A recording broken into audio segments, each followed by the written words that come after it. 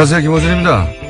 청에 있을 때 인간 취급 안 해놓고 내게 특활비 10만 달러 건넸다고? 어딨자? 또 조선일보 기사 제목입니다. 김용여사 방미 때 10만 달러 특활비를 여성 행정관에게 건넸다고 하는 김희정 씨가 검찰 대질신문 과정에서 70대 할머니인 관저 행정관 장모 씨에게 내가 언제 그런 돈을 받았냐는 질책에 사과하며 쩔쩔맸다는 내용입니다. 그런데 김 전 실장이 특활비를 건넸다고 지목한 여성 행정관은 장모 씨가 아니죠. 이 사실은 이미 진작에 보도된 바가 있습니다. 조선일보 내용은 이명박 전 대통령 측에서 그동안 주장해온 겁니다. 이명박 전 대통령 측 주장을 그대로 받아 조선일보는 마치 돈을 받은 여성 행정관이 장모 씨인 것처럼 등갑시켜 그 대화를 옆에서 듣기라도 한 것처럼 소설을 하나 만들어낸 거죠. 제가 조선일보에 유일하게 감탄한 점이 이겁니다. 진보 보수가 서로 주장이 다를 수 있고 상황을 보는 방점이 다를 수 있고 그 쟁점을 두고 서로 야유하고 비꼬고 투닥거릴 수 있죠. 그건 얼마든지 그럴 수 있는데 이렇게 생짜로 소설을 써버리는 거 이건 따라잡을 수가 없다. 그럴 때마다 혼자 중얼거립니다. 일동 굴다. 김호준의 인장이었습니다. 시사인의 김은지입니다. 내가 모르고 하는 게 나는 아니라고 보거든요. 조선일보가. 네, 아침부터 변 이야기를. 이 장모 씨가 아니라는 거는 이미 진작에 기자들이 여기저기 장모 씨가 아니라는 사실 자체가 큰 내용이 아니기 때문에 한두 줄씩 이렇게 나오고 지나갔는데 예. 이 70대 할머니, 이제 밥을 해준 할머니죠. 예, 오랫동안. 그분한테 돈을 건넨 것처럼 해서 그 대화 내용이 아주 생생해요. 막 옆에서 듣기라도 한 것처럼 녹취를. 들었을 리가 있습니까? 예, 참네. 네, 그래서 김희중 전 비서관이 어제 JTBC와 인터뷰를 했는데 그에 대해서 분노했다라면서 자신의 신뢰성을 깎으려고 하는 거다라면서 아예 틀린 보도라고 반박했습니다. 그건 김희중 씨가 그렇게 반박하지 않더라도 진작부터 장모 씨, 왜냐면 여성 행정관이 몇 명 두 명인가 세 명 등장했었거든요. 두 명이었던가요? 근데 이제 이 장모 씨라는 분도 소환이 됐어요. 네, 예? 그렇죠. 예. 딱 하나 그거 사실이다라고 예. 인정하고 있습니다. 소환이 됐다는 사실만 가지고 돈을 받은 사람으로 바꿔버린 거예요. 돈을 받은 사람으로 지목한 여성 행정관은 따로 있는데 그리고 그 둘이 다른 사람이라는 것도 이미 보도된 바 있는데 그런데 이제 둔갑을 시킨 거죠. 네, 김희중 비서관이 아니고 전 실장인데요. 이에 대해서는 이런 형태가 그렇죠. 저쪽의 대표적인 그릇이다라고 이야기하고 있습니다. 수법인 거죠, 사실은. 예, 예. 이명박 전 대통령 쪽을 지칭하는 것으로 보이는데. 자, 그런 일이 있었어요. 조용조용히 할 일을 하고 있던 조선일보. 근데 이제 이렇게 되면 돈을 건넸다는 10만 달러를 건넸다는 사실 자체가 흔들리는 거죠. 만약 이걸 사실로 믿는 사람들이 있다면 돈을 건넨 게 아니었구나 이렇게 그걸 노리는 거겠죠. 예, 그걸 이명박 전 대통령 측에서는 노릴 수 있어요. 이게 이렇게 된 거야라고. 근데 그걸 고스란히 받아가지고 소설도 하나 써주지 않습니까? 이거 언론이 이렇게 하면 안 되죠. 사실 아닌 줄 알면서. 다음 뉴스는요? 아니죠. 첫 번째 뉴스네요. 네. 첫 번째 뉴스로 하도록 하겠습니다. 네. 예. 이명박 정부에서 청와대 공직기관 비서관을 지냈던 장성명 씨에 대한 구속영장이 기각됐습니다. 장 전 비서관은 2011년 민간인 불법 사찰 사건을 무마하기 위해서 장진수 전 주무관에게 국정원 특수활동비를 전달한 의혹을 받고 있습니다. 어제 서울중앙지법 광부영 영장전담 판사가 밝힌 기각 사유는 다음과 같은데요.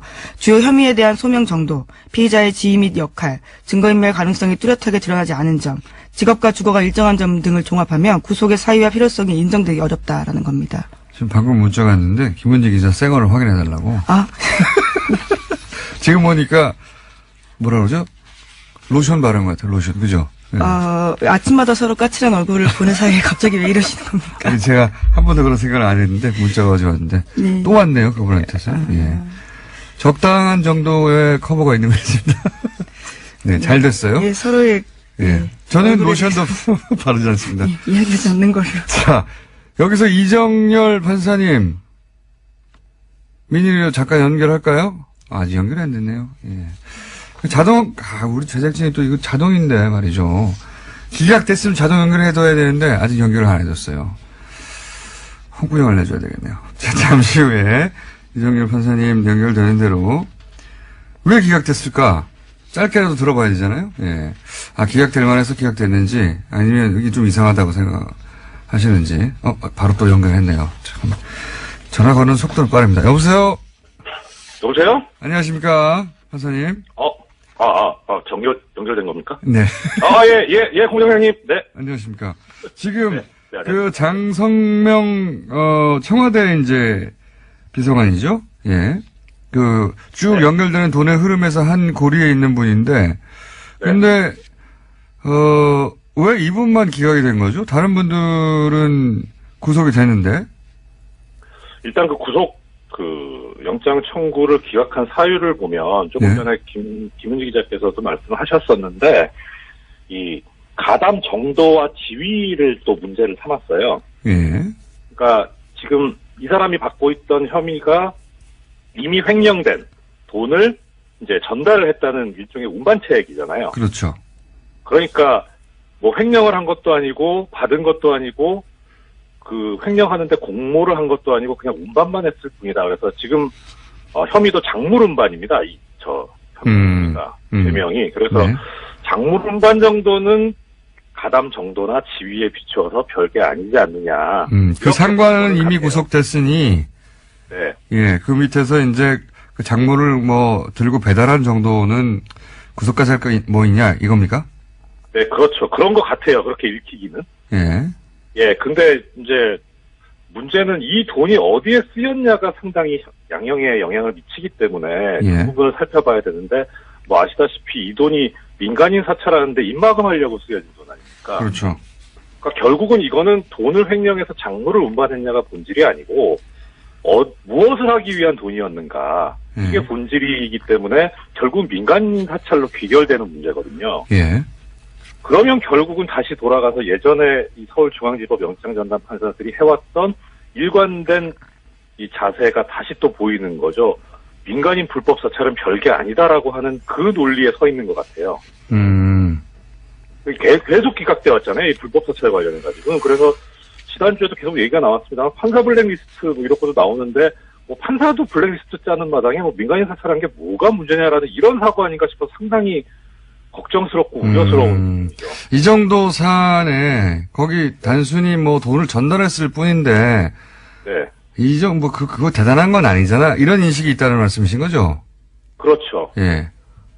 아하. 네, 근데 본질을 제대로 못 들여다보고 있는 거죠. 그리고 또 하나는 그래서 들여다본 게 나온 이유가 증거인멸의 우려가 있다고 보기 어렵다 이렇게 했는데 그 부분도 결국은 하나 이유를 들이대면서 기각하는데 합리화시키려는 이유로밖에 안 보이고요. 뭐 검찰에서도 얘기하고 있습니다만은 지속적으로 이 공범자들을 접촉을 하면서 진술을 바꿔달라 말을 맞추기를 시도를 하고 그랬었기 때문에 이런 경우는 증거인멸의 우려가 있는데 왜 문제가 안 된다고 본 건지. 예, 그러니까 결국 별게 아니다라고 하면은 별게 아닌 그런 경우는 도주 우려가 없다고만 보기 때문에 그렇게 되면 증거인멸 우려를 어떻게 볼 것이냐가 남아서 결국 그냥 그 부분을 이렇게 뭉개버린 거 아닌가 그런 생각이 듭니다.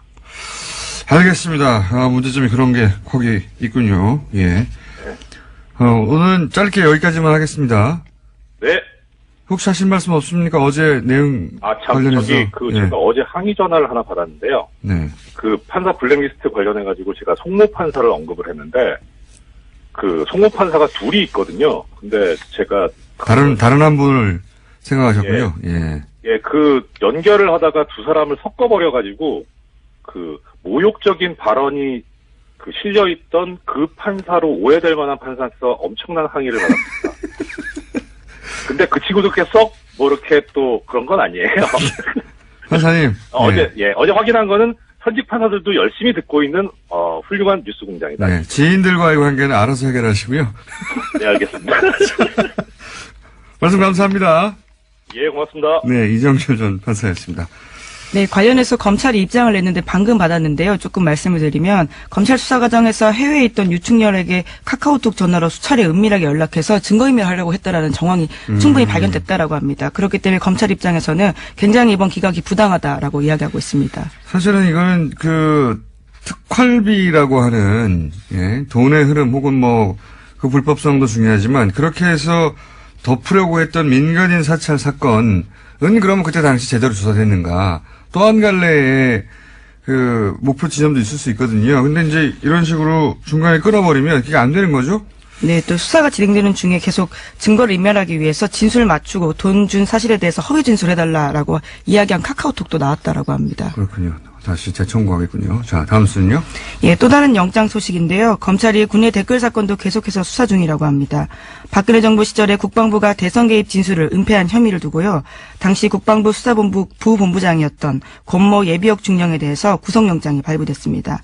어젯밤 서울중앙지법 권순호 영장전담 부장판사가 밝힌 영장 발부 사유는 다음과 같습니다. 주요 혐의가 소명되고 증거인멸의 염려가 있다라는 겁니다.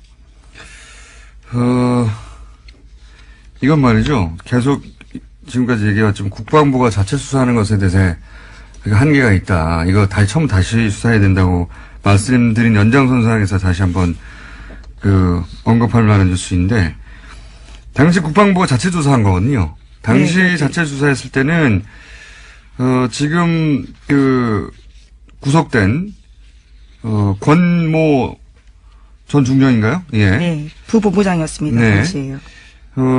진술이 어떤 게 나오냐면, 여러분들 덕분에 대선을 치렀다. 잘 치렀다. 또는 사이버 심리전단이 대선에 개입했다. 이런 요원들의 진술이 있었어요. 네, 박근혜 정부 시절에 조사했는데요. 진술은 충분히 나왔습니다. 근데 이거를 그냥 일부 부하들 일탈했다고 이 진술을 없애버리고 대선 개입이 없었던 것으로 다시 조사하라고 해서 대선 개입이 없던 것으로 다시 조사 결과가 나와서 대선 개입은 없다고 발표한 거란 말이죠. 예, 심지어 훌륭하게 조사했던 수사관은 오히려 전보 조치했습니다. 그래서 이 권중령은 이제 퇴임을 했기 때문에 민간인에 대해서 검찰에서 수사해가지고 구속영장 청구했어요. 그런데 그때 당시 수사본부장이었던 대령이 있는데 이분은 현역입니다. 네, 여기는 그렇습니다. 이제 현역이기 때문에 국방부에서 하고 있거든요. 예, 군검찰에서 수사를 진행하고 있습니다. 여기는 아직도 진척이 안 되고 있어요. 이렇게. 네. 군에서 자체적으로 하면 안 된다는 얘기입니다. 이게. 그 밑에 부하는 검찰에서 수사해서 혐의를 입증해서 지금 구속이 됐는데, 예, 군에서 수사하고 있는 그 상관은 더 큰 책임이 있겠죠? 상관은 강간무소식입니다.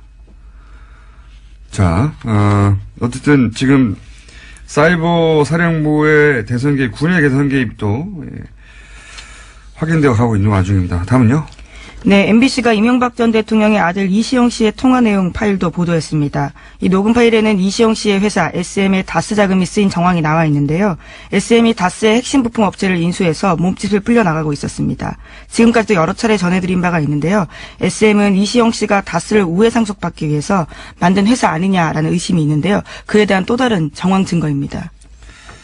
MBC가 연속으로 이제 이 통화 파일 분석해서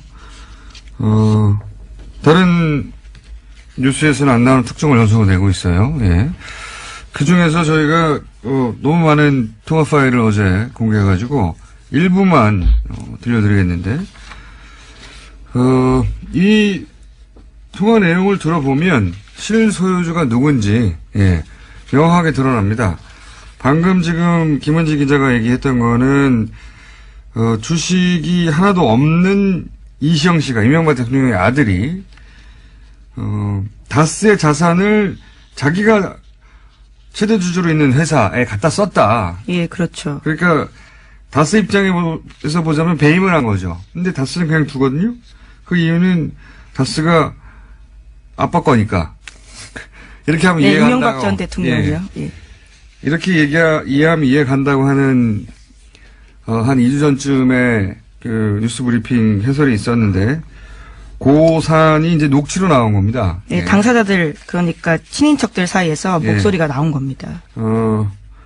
SM 인수하는데 자금은 다스에서 나왔다고? 뭐 이런 얘기가, 너는 어떻게 알았어? 뭐 이런 대화가 나오는 녹취를 MBC에서 보도를 했고요. 자, 지금부터 이제 들려드릴 것은, 그러면 다스의 진짜 주인은 누군가? 오랫동안 거의 지난 6개월간 계속해서 해왔던 질문을 답을 얻을 수 있는, 예, 자기들끼리 또 대화입니다. 예, 첫 번째 하나 들어보시겠습니다. 시영이는 저렇게 나가지 이쪽에서는 나를 없애고 싶지. 이렇게 짧게 끊었네요. 좀 더 길게 있는데. 예, 지금 이동영 씨 목소리죠. 네. 예. 이동영 씨는 이제, 다스의 명부상 회장, 이상은 씨 아들입니다. 근데. 네, 또 당시 총괄 부사장이기도 했습니다. 넘버 2였어요. 그 직책상으로 회사에서 보자면.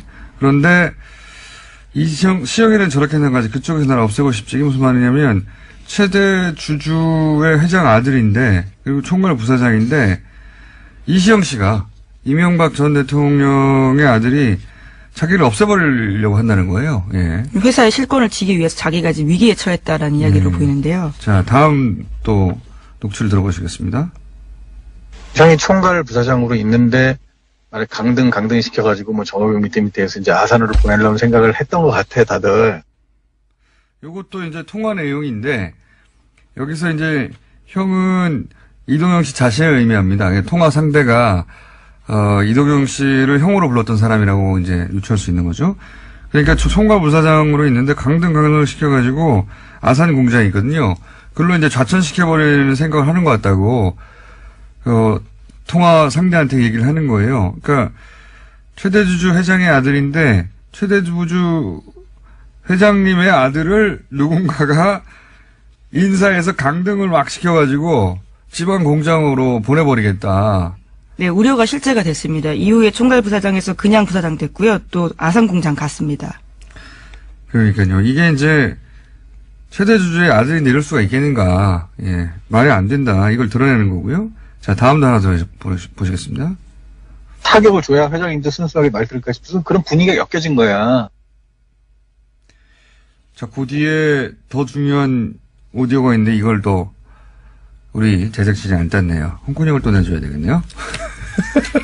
한 줄 더 있는데 일단 이건 뭐냐면 이동영 씨가 또 하는 말입니다. 자기한테 타격을 줘야 이상은 회장도 순순히 말을 들을 것 같아서 이 얘기는 이제 주수익이 하나도 없는 사촌 동생이 최대주주 아들인 나한테 타격을 줘야 어쨌든 명부상 회장님도 아들을 괴롭히면 뭘 좀 말을 듣지 않겠냐. 이렇게 자기 입장에서 이제 얘기하는 거예요. 자기 입장에서 왜 나를 이렇게 괴롭히냐. 나를 이렇게 괴롭혀야지. 회장님도 말을 듣지 않겠냐. 그런데 더 웃긴 것은 그 뒤에 아무리 필요 없는 의견이라도 회장님 의견도 중요하잖아. 이렇게. 네, 아무리 필요 없는 의견이라고 스스로 말하고 있습니다. 그러니까요. 그러니까 이게 모순되는 이야기죠. 아무리 필요 없는 의견이라는 말을 하는 자체가 아무도 그 말을 안 듣는다는 얘기잖아요. 실권이 없다는 걸 예. 스스로 고백하고 있는 거죠. 그런데 자기한테 타격을 줘야 회장님도 순순히 말을 들을 것 같아서 이 말은 이제 자기 자존심을 살리는 이야기죠. 한마디로. 실제로 자기를 때리든 안 때리든 회장님은 아무런 실권이 없어요. 이미. 근데 이제 자존심상 나를 이렇게 때려야지. 예. 자기가 무능하거나 다른 이유가 아니라 나를 이렇게 때려야지 저쪽에서 원하는 대로 할 수 있으니까 나를 이렇게 때리는 거지. 내가 그렇게 힘이 세고 영향력이 있다는 얘기를 상대방한테 이제 과시하는 거죠. 예. 왜냐하면 실제로는 영향력이 없으니까요. 회사 내에서. 그런 대화가 오가는 거예요. 맥락을 좀 이해해야지 요 문장들이 이어가는데, 최대주주 회장이면 아무리 필요 없는 의견이라고 말할 수가 없잖아요. 그러면서 회장님 의견도 중요하잖아가 아니라 회장님 의견만 중요하죠. 원래 진짜 주인이면. 자, 그런 실소유주가 아닌 정황들을 이제 자기들 대화끼리 이렇게 드러내는 겁니다. 자, 이 정도면 사실 다수 실소유주 일반인들이 이해하는 수준에서는 다 나왔거든요. 네, 그렇죠. 최고 결정자들 그리고 친인척들끼리 하는 이야기입니다. 네, 내밀하게 다스내부에서요. 하는 얘기거든요. 다 나온 거예요. 검찰이 이걸 어떻게 이제 입증해내는지만 남았는데 의심의 여지 없이 현재 이상은 회장은 실권이 없다. 이동영 씨도 실권이 없고 그렇기 때문에 이명박 전 대통령의 아들 이시영 씨한테 쫓겨나고 불만을 가지고 이런 게 조금씩 드러난 거죠. 언제 이명박 전 대통령이 피의자로 여기 소환될지 피의자로 전환됐다는 얘기는 어제 보도가 나온 것 같아요. 그죠? 네. 피의자 전환 보도는 제가 명확하게 보지 못했는데요. 다시 한번 확인해보고 말씀드리겠습니다. 피의자로 전환이 된 걸로 저는 알고 있어요. 내가 어디서 들었죠? 뉴스보다 빨리 들은 것 같기도 하고, 뉴스를 본 것 같기도 하고. 자, 한두 가지 정도 더 짚고 넘어갈 수 있을 것 같습니다. 예, 다스 관련된 소식이 좀 더 있어서요. 말씀드리면요. 검찰이 2008년 BBK 특검 수사에서 드러나지 않았던 다스의 추가 비자금 조성 단서를 잡고 수사 중이라고 합니다. 오늘 아침 한겨레 신문이 보도했는데요. 서울 동부지검에서 꾸려진 다스 수사팀이 2007년 12월 이후에도 다스에서 비자금이 추가로 조성된 단서를 찾아서 수사를 확대하고 있다고 합니다. 요 뉴스는 단신인데 중요한 것이 이렇게 되면은 이제 여러 사람들이 걱정했던 공소시효 문제가 해결되는 겁니다. 예. 2008년 이후로도 비자금을 계속 조성하고 있었다면 그 이전에 조성된 사건을 수사하는 것으로서 공소시효가 간당간당 했었잖아요. 근데 쭉 이어져 있었으면 사실은 공소시효 문제가 없기 때문에 2월 말, 2월 중순, 2월 초 이런 거 걱정 안 하셔도 되는 그런 뉴스입니다. 네, 조세 포탈 공소시효는 이미 만료가 됐다라고 하는데요. 이렇게 되면 더 늘어나게 되는 거죠. 그러니까요. 왜냐하면 쭉 이어진 행위 중에 중간이기 때문에 요게 확인이 되면 공소시효 문제는 없어지는 것이다. 자, 다른 뉴스는 네, 블랙리스트 관련된 소식 빼놓을 수가 없어서요. 말씀을 좀 드리겠습니다. 다스 뉴스 엄청 많네요. 그 뒤에도. 네. 예. 다스 하긴 요즘 지상파 뉴스들 중에 다스 뉴스가 안 나오는 데가 없어요. 예. 네, 계속해서 압수수색을 하고 있다고 하고요. 또 가장 중요한 사람으로 꼽히는 김재정 씨의 부인이 지금 현재 검찰 조사를 받았다라고 합니다. 아, 이 뉴스 중요한 뉴스입니다. 예. 이게 뭐냐면은 이제 김재정 씨가 이상은 회장 전에는 최대 주주였습니다. 예, 그렇죠. 사망했죠. 그래서 상속세 납부하는 과정에서 지금 플란다스 얘기가 탄생한 거죠. 그런데 검찰은 뭘 잡았냐면 그 권모 씨죠. 지금 남아있는 미망인, 예, 권모 씨, 김재정 씨의 부인 권모 씨가 상속세, 권모 씨가 어쨌든 당시 최대 주주가 승계하는 거였으니까요. 근데 지분을 물려받는 과정에서 상속세를 탈루했다고 네, 혐의를 지금 두고 혐의를 잡은 있습니다. 겁니다. 이게 왜 중요하냐면 당신이 이제 그 남편이 최대 주주였고 당신이 그걸 상속받는 거였는데 회사의 다스죠. 매출 규모를 줄여가지고 세금을 줄였지 이렇게 압박하는 겁니다. 그러면 권 씨 입장에서는 자기 혐의를 벗기 위해서 아니에요. 나는 몰라요. 자신이 실질적인 소유주가 아니다라는 얘기를 할 수밖에 없는 상황입니다. 그런 말을 하지 않으면 이 혐의에서 벗어날 수가 없는 거예요. 그리고 그게 아니라 맞아요. 내가 줄였어야 하면 이명박 전 대통령은 빠져나가겠지만 자기는 감옥에 가는 거예요.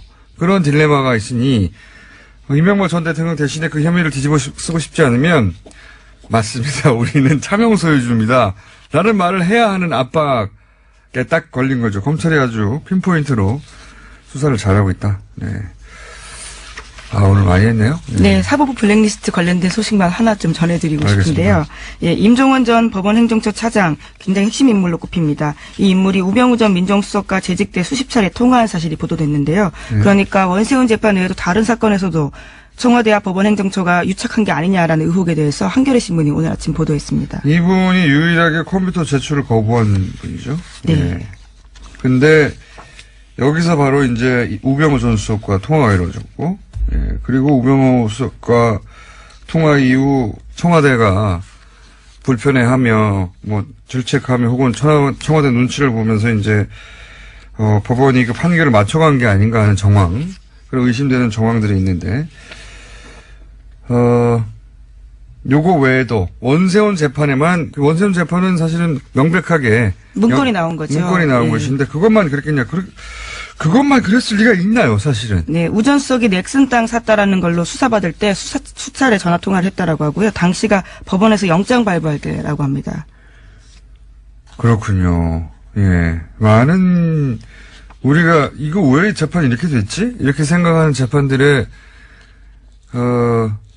수많은 개입이 있을 수도 있겠다 싶은 그런 생각이 듭니다. 예, 두 사람은 개인적 친분은 전혀 없다라고 알려졌기 때문에요. 왜 통화했는지 대해서 계속해서 묻는데 답을 하지 않고 있다고 합니다. 전화하다가 친해졌을 수도 있죠. 개인적으로. 개인적 친분이 없다고 단정하지 마십시오. 예, 그렇게 알려졌다라고 합니다. 예, 직접 물어보지 그 못해서요. 이전은 모르는 사이였으나 이후로 굉장히 친해졌다 이렇게 말할 수도 있는 건데 약간 그건 중요한 게 아니고 통화를 많이 했다. 예. 그리고 원세훈 재판은 문건이 나와서 알게 됐는데 그거 하나만 있겠느냐. 저는 절대 그럴 리가 없다고 생각합니다.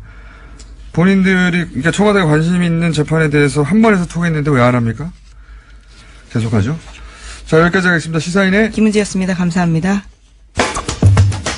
3, 4번. 자, 제가 PD랑 얘기하다가 또 기관스러운 걸 놓쳤습니다. YTN 노조가 최남수 사장 퇴진이 이달 안에 이루어지지 않으면 파업에 돌입하겠다는 입장을 밝혔습니다. 전국 언론노조 박진수 YTN 지부장 연결해서 입장 들어보겠습니다. 안녕하세요. 안녕하십니까. 네. 이제 MBC도 파업을 마감한 지가 오래됐고 KBS도 며칠 전에 파업을 마감했습니다. 근데 YTN은 뭐랄까요? 사람들이, 일반인들이 듣기에는 왜 지금 와서 파업을 하는 거지? 이렇게 생각할 수 있거든요. 예. 최남수 사장 사퇴를 노조가 요구하고 파업까지 가게 된 이유가 뭡니까? 저희도 너무 속상하고요. 참 처참한 마음이 그지 없는데요.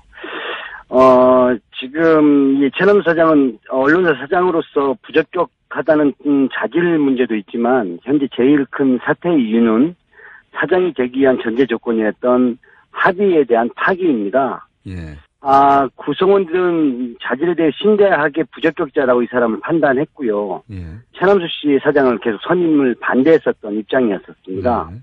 그런데 지난 12월 말에 주주총회를 앞두고 제가 단식 농성에 들어갔었고요. 네. 상황이 거의 화약고 같은 분위기였는데 그런 상황에 언론노조가 이 파국을 막기 위해 중재에 나섰고 결국 3자가 최남수 씨, 언론노조, YTN 노조가 모여서 진통 끝에 합의문에 서명하게 된 것입니다. 네네. 좀 말이 길어졌는데요. 이 합의문은 사실 여러 가지 조항이 있지만 특히 보도국 독립, 그리고 혁신, YTN 바로 세우기, 즉 적폐청산위원회 구성이 큰 제목이었습니다. 그런데 최남수 씨가 맨 처음 과정인 보도국 독립에 대한 부분부터 합의를 파기해버렸습니다. 이 보도국 독립에 대한 부분은 보도국 독립의 명문화와 더불어서 보도국장 내정자에 대한 부분도 합의했던 것이 이 사안인데요. 예.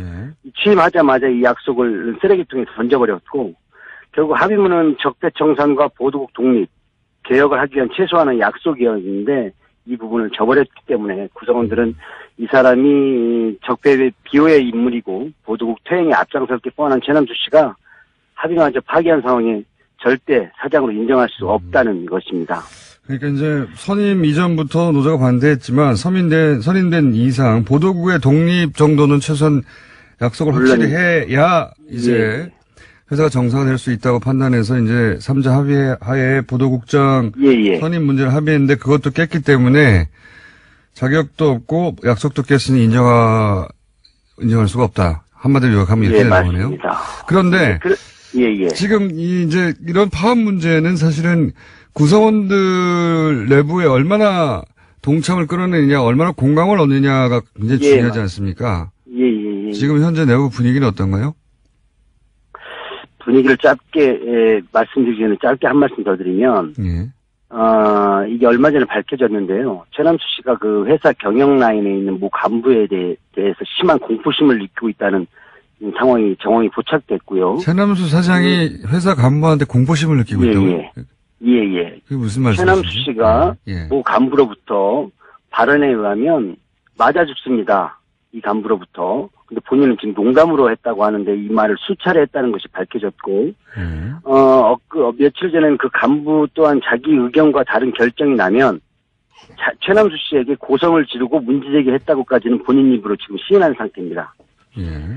결국 박근혜 정부에 의해서 주요 부역을 했던 간부진에 의해서 이 사람들이 조정되고 있는 게 아닌가 이런 상황이 파악된 거고요. 그러니까 지금 말씀 잠깐만요. 제가 이제 처음에 잘 이해가 안 갔는데 이렇게 이해하면 맞습니까? 그러니까 회사 내에 그 박근혜 혹은 뭐 이명박 정부 시절부터 있어왔던 간부들이 간부들이 있는데 맞습니다.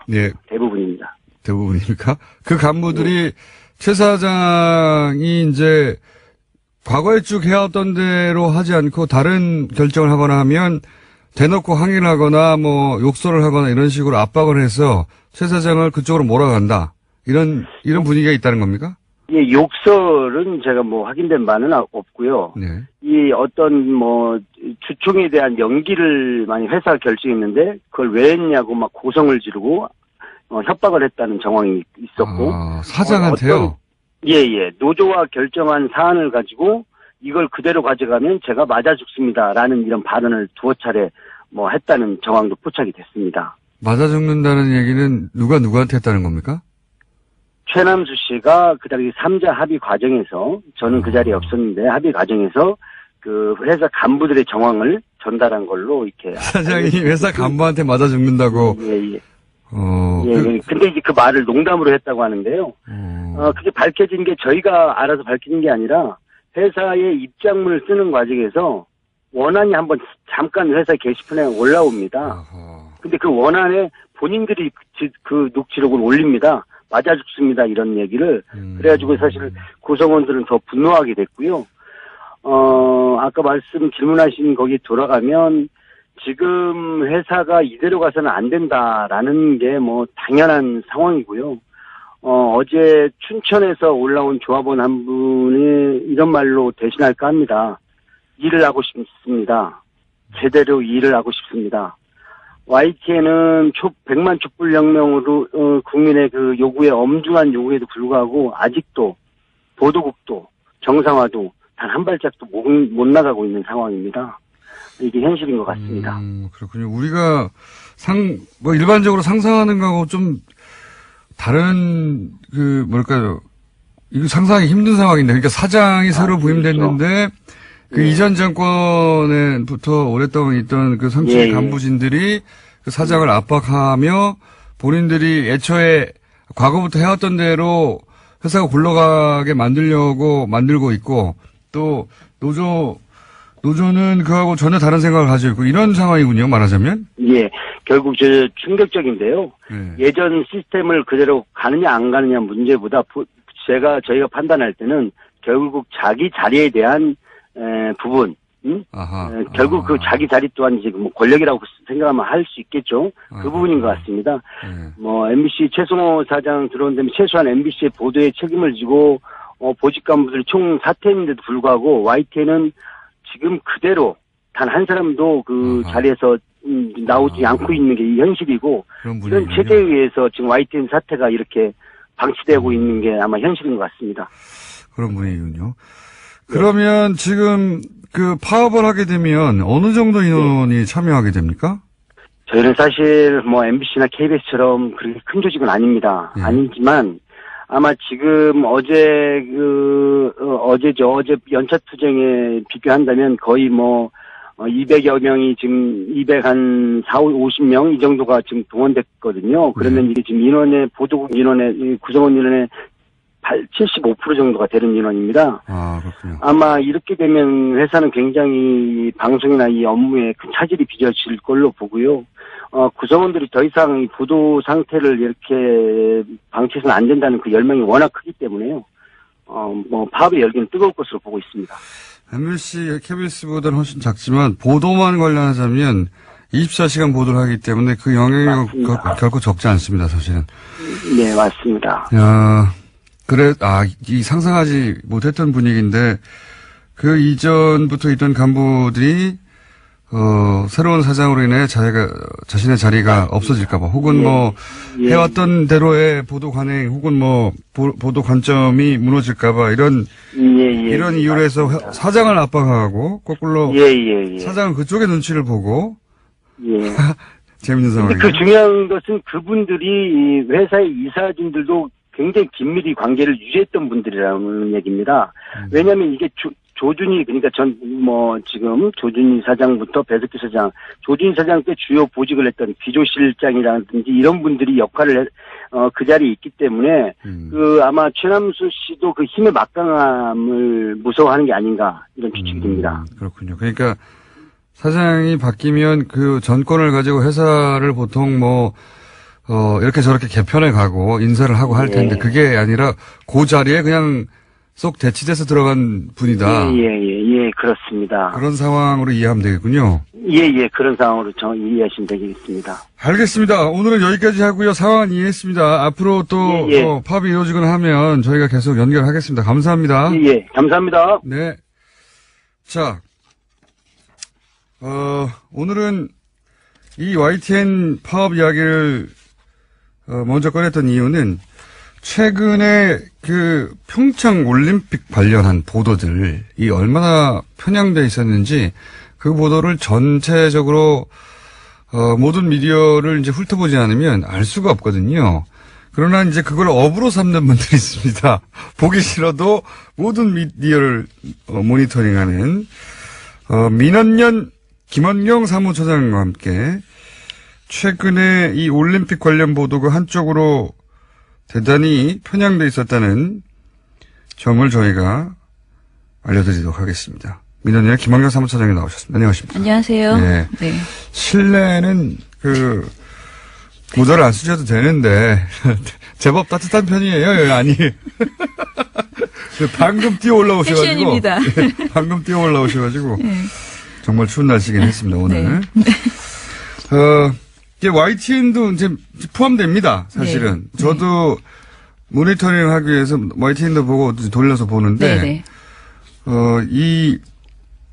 다른 무엇보다 이게 북한 관련 보도, 올림픽 관련 보도, 네. 현송월 보도 또는 평양 올림픽 혹은 올림픽에 관한 여러 가지 이제 자유한국당의 보도 굉장히 많이 이쪽에서 쏟아졌어요. 네. 자, 많은 문제가 있겠지만 시간이 별로 없어요. 그러게. 늦게 오셔가지고 네. 핵심만 정리하고 다시 한번 모실게요, 저희가. 예. 예. 일단은 총체적으로 정말 많은 문제가 있었어요. 그래서 시간대별로 그냥 제 얘기를 해보면요. 먼저 미녀 응원단만 강조하는 언론 행태가 일단 가장 문제라고 저는 생각을 하거든요. 그러니까 보도가 처음에 나오자마자 관련 그 예상이 나오자마자 미녀 응원단의 규모가 어떻게 될 것이냐, 누가 올 것이냐, 뭐 이런 식으로 미녀 하는 그런 언론 행태가 있었고, 두 번째로는 현성월 단장 관련 보도에서 정말 스토킹에 가까운 그런 한심한 보도를 했다는 거. 속보. 네.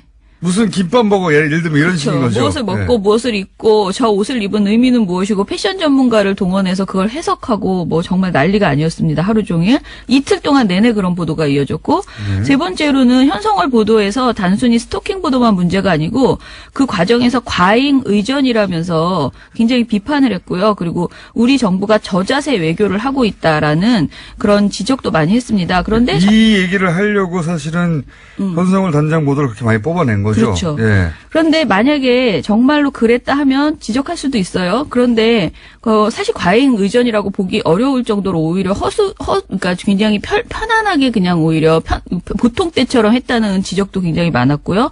그리고 저자세 외교라고 할 만한 내용이 없었음에도 불구하고 추측성 보도를 계속하는 거죠. 그리고 네 번째는 우리 측 방문 행사와 관련해서 북측 선수단의 평창 올림픽 그 기간 내 활동 비용이 남북 교류 협력 기금에서 지원될 가능성이 있다. 만약에 그렇게 된다면 이것은 유엔 안전보장 이사회 대북 제재 결의 위반 소지가 있다. 위반이다도 아니고 위반 소지가 있다라고 지적하는 식의 비용을 문제 삼는 보도들이 이어졌고요. 마지막으로 지적할 것은 이런 전반적인 내용들이 거의 다 자유한국당 등의 그 야당의 주장이에요. 근데 야당의 이게 전부 다 자유한국당의 주장입니다. 사실은. 그죠. 예. 야당의 올림픽에 대한 헐뜯기식 주장, 뭐 이렇게 트집 잡는 주장 이런 내용들을 언론이 너무 무비판적으로 그대로 옮겨주고 있다. 사실은 이게 놀라운 것은 이번 평창 올림픽 관련해서는 말이죠. 정부가 내놓는 뉴스가 없어요. 그렇죠. 전달되는 게 여기 대해서 정부는 뭐라 그랬지? 혹은 이건 왜 한 거지? 혹은 뭐 이게 정말로 과잉 의전이 맞냐? 네. 뭐 해명이나 혹은 주장이나 혹은 왜 이런 일이 일어졌는지 설명이 보통 있고 네. 그런 다음에 여기에 대한 반론이 있거나 이의제기가 있어야 되는데 그게 아니에요. 그냥 맨 앞에 이게 나옵니다. 예. 맨 앞에 이게 잘못했다고. 네, 맞아요. 단일팀 보도도 마찬가지거든요. 단일팀 보도도 그 히스토리와 함께 왜 이런 일이 있어야 하고 네. 그리고 이게 의미가 뭐며 그럼 뭐 어떻게 할 것인지 이런 얘기가 있지 않고 제일 먼저 한 게 단일팀 보도가 나오자마자 지금 이로 인해서 피해를 입게 되는 그렇죠. 선수들 이야기. 예. 선수들 이야기부터 시작해요. 그래서 의미가 다 사라져 버렸어요. 예. 이 선수들 이야기만 엄청나게 했거든요. 예. 이 프레임도 사실은 굉장히 의도적이에요. 그러니까 보도 프레임 자체가 자유한국당이 내놓는 주장을 그대로 프레임으로 딱 해서 그걸로 그리고 계속 보도했어요. 반론을 살짝 실어주는 것뿐이죠. 정부의 의견은. 기본적으로 잘못했는데 네네. 정부는 이렇게 변명한다는 포맷인데다가 정부의 변명도 또 이런 보도를 본 적이 없어요. 남북 관련 보도에서. 정부 관련의 해명은 이거 변명하는 거네 싶게끔 네. 편집이 돼 있어요. 네.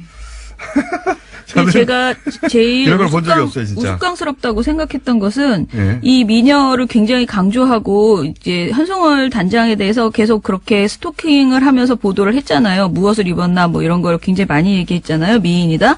그런데 정작 그렇게 방송하는 그런 언론에서 뭐냐면 이것이 북한의 체제선전 수법이다. 라면서 또 막 비판을 하고 그렇죠. 있어요. 평양 올림픽으로 이어지는 소위 이제 브릿지가 되는 내용이죠. 네네. 이게 다 북한 체제 선전이라고. 네, 그런데 북한의 체제 선정이라고 그렇게 비판을 할 거면 거기에 노란 아지를 발아야 되잖아요.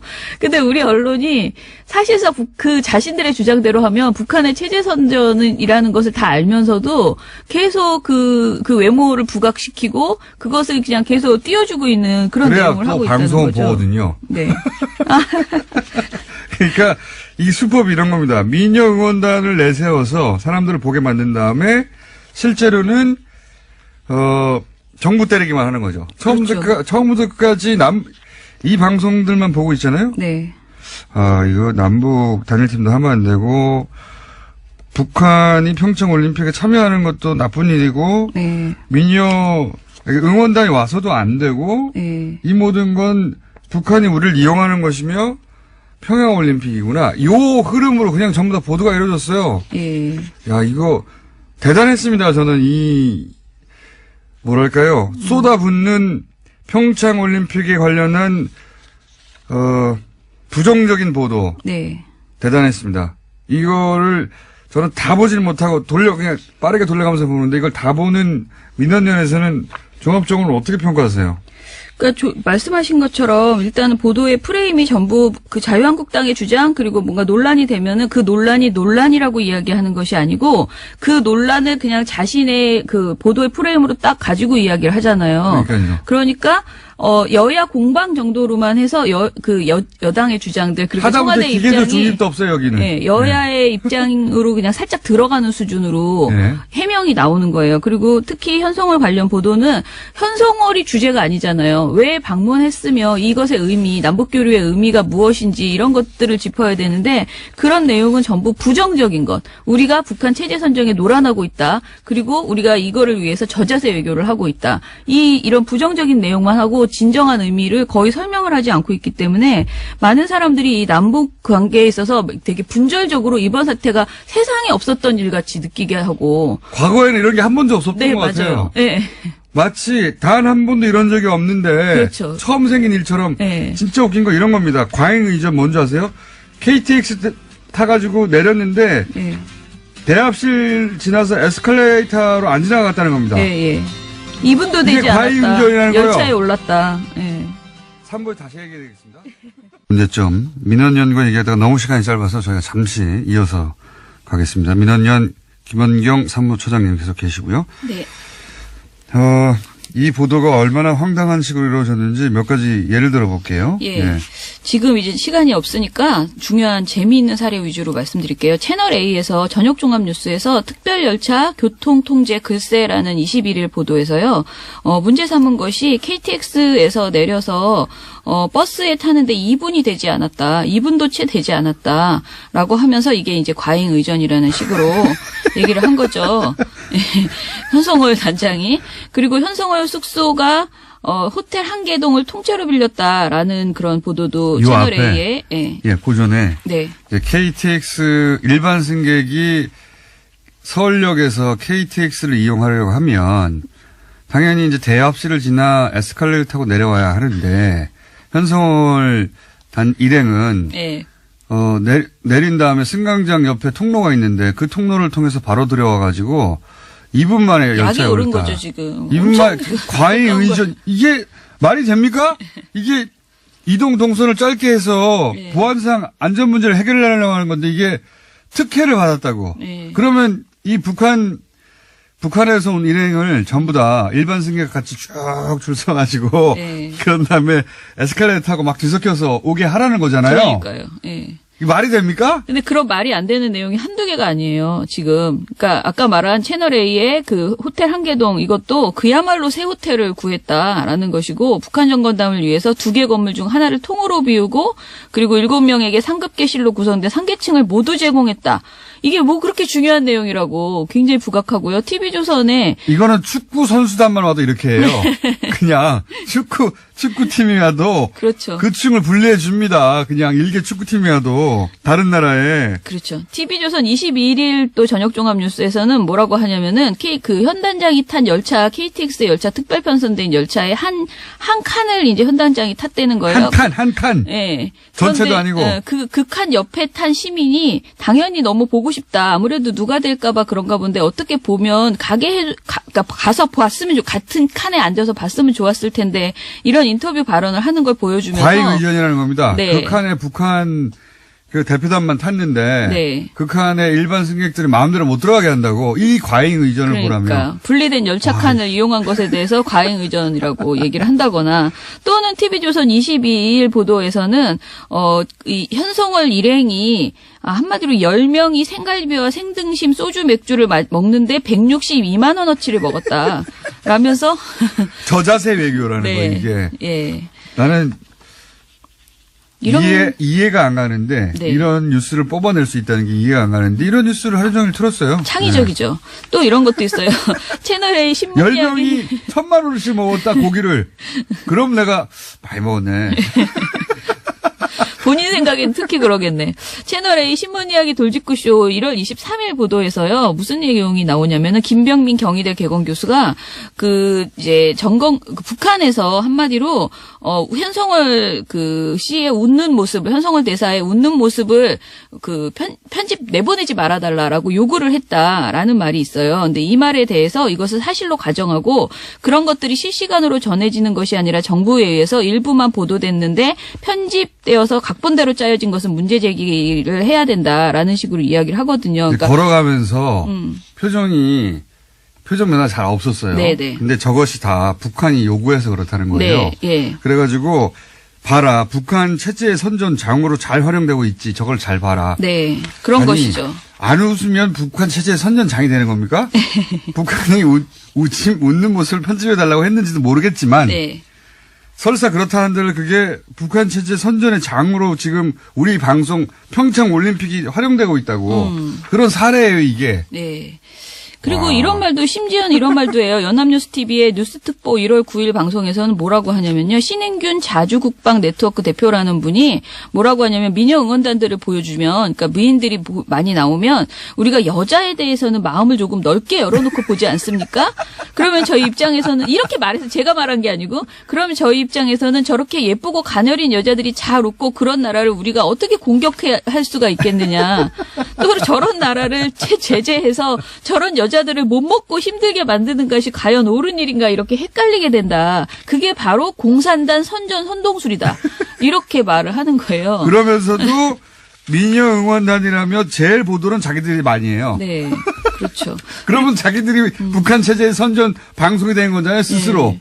가장 요번에 논란이 됐던 것은 아이스하키 단일팀에 대한 인터뷰 조작 있었죠. 그러니까 채널A 뉴스 특급에서 6개월 전에 있었던 인터뷰, 2017년 7월 5일 인터뷰, 그것도 심지어 자사 종합뉴스에서 보도했던 내용을 마치 방금 전에 한 것처럼, 이번에 한 것처럼 그대로 이렇게 가져다가 쓰는 이런 인터뷰 조작을 했습니다. 그러니까 6개월 전에 다른 상황에서 인터뷰였는데, 네. 마치 이제 지금 현 정부의 결정에 대해서 화가 난 것처럼 여자 아이스하키 팀 네. 선수들의 불만이 있는 것처럼 6개월 전 인터뷰를 그대로 따가지고 네. 지금 정부의 결정에 불만이 있는 것처럼 붙여놓은 다음에 단일팀에 대한 비판이 이렇게 많다고. 예. 그렇게 만들어냈어요. 근데 이건 완전 조작이죠. 조작이죠. 그리고 날짜를 최소한 날짜라도 정확하게 알려줬어야 되는데 반년 전 인터뷰를 밝히지 않았다는 것은 명백한 조작입니다. 예, 그래서 뭐 이런 사례들이 굉장히 많아요. 예. 대표적인 사례 몇 가지 말씀드렸는데. 네. 근데 이런 걸 하루 종일 틀어주면서 우리가 저자세 외교를 하고 북한의 선전 도구가 되어 있으며 그리고 단일팀 문제는 이렇게 크다고 네. 계속 내보내고 있어요. 그리고 그게 계속 내보낸 다음에 그게 포털에도 돌고 댓글로도 돌고 실제 영향을 주고 있어요. 실제 왜 이 올림픽에서 이런 기회가 중요한지에 대한 보도가 없어요. 그렇죠.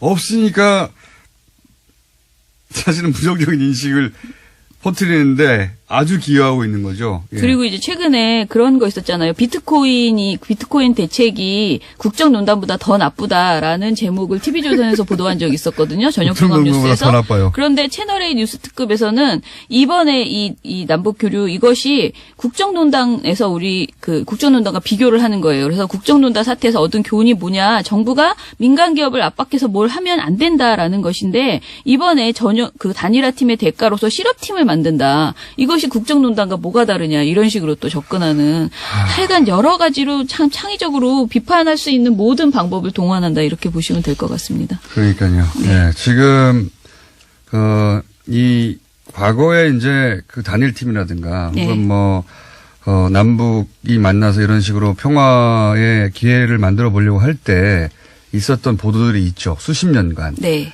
그 보도는 생각하시면 안 되고요. 그런 흐름은 전혀 없어요. 오로지 일방적으로 계속해서 저자세에 북한 선전이 되고 있으며 평양올림픽이라고 하루도 빼놓지 않고 보도하고 있습니다. 하루도 빼놓지 않고. 그리고 그 사례들은 유치하기 짝이 없어요. 실제 그렇지 않으니까. 자, 이런 상황입니다. 언론 환경이. 오늘 여기까지 하겠습니다. 민주언론시민연합 민원연의 김원경 사무처장이었습니다. 감사합니다. 정의도만이 안홍구 청장님 나오셨습니다. 안녕하십니까. 예, 안녕하십니까. 어제 뉴스 SBS의 단독으로 핀란데스의 개 다수직 사지 않는다가 나오는 바람에 난리가 났어요. 예. 저희 게시판도 난리가 났고 쇼미더만이 그 핀란데스계 홈페이지도 난리가 났죠. 그렇습니다. 네, 예. 난리가 났고 그리고 포탈에 그 기사가 올라온 댓글도 난리가 났고요. 대형 사고가 난 것 같은. 자, 차근차근 SBS는 이제 길게 보도할 수 없으니 한 곡지로 짧게 했는데 이 여파는 적지 않으니까 저희가 이제 하나하나 차근차근 일이 어떻게 된 건지 정리를 해볼게요. 우선 이게 구조가 이사회가 있고 그럼 실행조직이 있고 이런가 보죠? 그렇습니다. 실행조직은 그러니까 이제 돈을 모으고 뭐 홈페이지도 관리하고 응대도 하고 뭐 그렇습니다. 실무를 다 하는 거죠. 사람들과 소통하고 이런 일을 하시는 분이고 이 집행위원 조직이 있고 예. 또 사무국 조직이 잇따로 있습니다. 네. 그래서 제가 이제 사무총장도 맡고 있고 집행위원도 맡고 있죠. 그러니까 이제 집행하는 실제 일을 하는 곳이 있고요. 예. 그리고 이사회는 어떤 곳입니까? 이사회는 이 조직의 앞으로의 방향이라든지 네. 중요한 사안이 있으면은 의결을 해주는 그런. 네. 실무하고 별개로 예를 들어서 뭐 일을 하다가 뭐 어려움이 부딪히거나 혹은 뭐 그렇습니다. 사회적으로 이제 나서서 뭔가 해결해 줘야 될 일이 있을 때 뭐 아니면 중요한 의사결정이 있을 때 이사회 이렇게 별개의 의사결정 구조가 또 있는 구조라는 거죠. 그렇습니다. 예. 예. 그 이사회는 제가 듣기로는 뭐 종교인도 있고 교수님도 있고 이런 분들이 계신 거죠. 대부분이 종교인들이시고 또 교수님도 계시고 그렇죠. 그렇군요. 예. 자, 이렇게 이제 실행조직과 또 그 이사회라는 이원화된 체계가 있는데 지금 사지 않겠다는 결정은 실행조직은 참여하지 않고 이사회 분들만 결정하신 거죠. 그렇습니다. 사실 이제 그게 뭐 이사회에서 결정할 수도 있죠. 할 수 있는데 그 사무총장하고 집행위원장이 모르는 사이에 이사회가 이루어졌고 또 그 이사회의 의결 사항을 내가 기자를 통해서 들었어요. 자, 그러면 이제 요 문제를 한번 얘기해 볼게요. 이사회가 그런 결정을 했던 이유를 이제 그분들 입장에서 제가 한번 이해해 보자면 네. 사실은 이제 초기부터도, 그런 걱정이 아예 없었던 건 아닙니다. 지금 우리 구조가 돈을, 개개인들로부터 차용해서. 예. 그렇죠? 3년 후에 돌려주는 방식으로 차용해서, 이 주식을 사고 지금 그런 활동을 하겠다고 이제 그런 구조로 출발했습니다. 그러다 보니까 혹시 이 돈을 돌려주지 못하면 어떻게 하느냐. 네. 그런 우려가 처음에 있었죠. 예. 사실 저도 처음에는 예. 당연히 그 책임을 진 사람이라고 생각을 남의 했고. 돈인데요. 예, 남의 돈이고 그 돈을 오롯이 돌려주는 것이 제 책무라고 생각을 했죠. 예. 그래서 상당히 맨 처음에는 제가 고심을 했는데. 저희 방송에서도 이제 여러 선생님 번 나오셔가지고 예. 아, 그런 우려도 있고 그런 걱정도 있다. 그런 말씀도 하셨죠. 예, 그렇게 했죠. 그래서 그 내용, 근데 이게 실무를 하면서 참여와 소통 창도 있고 이제 계속 교감을 하게 돼 있지 않습니까? 그렇죠. 참여하시는 분들하고 대원분들하고. 교감을 하게 돼 있죠. 돈 낸 사람들. 그리고 이제 그분들이 이거는 우리가 참여한 것이 우린 촛불 정신으로 참여했고 또 촛불의 의미가 돈으로 표현되는 것이 저희는 싫다. 이 돈에 대해서는 다소 뭐 손해를 보더라도 우리는 감수하겠다는 이런 글들이 계속 올라오면서 제 생각이 바뀌었습니다. 아, 내가 너무 내 입장에서만 생각한 거 아닌가. 근데 개인적으로 이거를 내가 책임을 돌려줘야 되는 책임을 앞세우다 보니까 이 참여한 개원들의 정신을 내가 훼손하고 있다. 잘못하면. 그때부터 제 생각이 바뀌었죠. 그래서 이 촛불 정신을 마치 건전하게 이 촛불을 들고 광장에 모였는데 그게 뭐 돈을 받고 알바하는 것처럼 이렇게 편매될 수도 있는 그런 상황까지 갈 수 있겠다. 그러니까 촛불 들고 나왔는데 너 촛불 그거 얼마 주고 샀어? 라든가. 그렇죠. 누가 시켜서 나온 거 아니야? 근데 그분들에 대한 모욕이죠. 촛불 한번 나와서 TV 나오려고 하는 거 아니야? 라든지. 네. 본질하고 상관없는 이야기 또는 뭐, 촛불 이렇게 많이 들면, 후레쉬 회사는 어떻게 되는 거야? 이런 걱정.